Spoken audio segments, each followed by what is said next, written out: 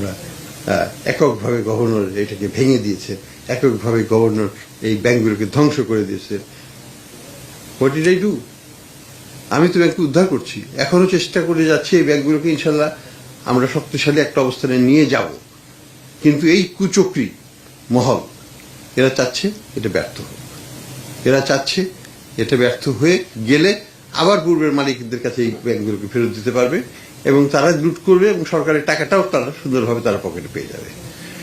অর্থাৎ একটা ব্যাংকে একটু ভালো অবস্থায় নিয়ে আসা হয়েছে, সরকার থেকে তো 32,000 কোটি টাকা দেওয়া হয়েছে, এই টাকাটাও তারা বেনিফিটটা পাবে এখন যদি ব্যাংকটা তারা পায়। এটা তো আমাদের কাম্য নয়, এটা তো জনগণের টাকা, এটা জনগণকে উদ্ধার করার জন্য দেওয়া হয়েছে এবং জনগণকে উদ্ধার করার কাজেই এটাকে ব্যবহার করা হবে। এখানে অন্য কোনো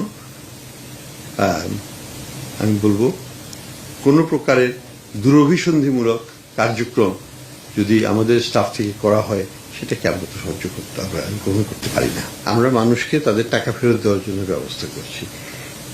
এই ক্ষেত্রে যদি হস্তক্ষেপ করা না হতো কি হতো তাদের এই প্রতিষ্ঠানগুলো, এই ব্যক্তিগুলোর কি হতো, এটা কি আমরা ভেবে দেখেছি? এই 76 লক্ষ পরিবার 4 দিয়ে 5 দিয়ে যদি মাল্টিপ্লাই করি 3.5 কোটি লোকের আমানত কে ফেরত দিবে?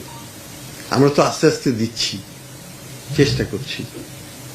এইখানে আমি যেটা মনে করি যেটা গর্হিত কাজ হয়েছে সেটা হলো এই আমাদের বাংলাদেশ ব্যাংকের কোনো কর্মকর্তারই কোনো অধিকার নাই এইসব বিষয় নিয়ে প্রশ্ন করার জন্য।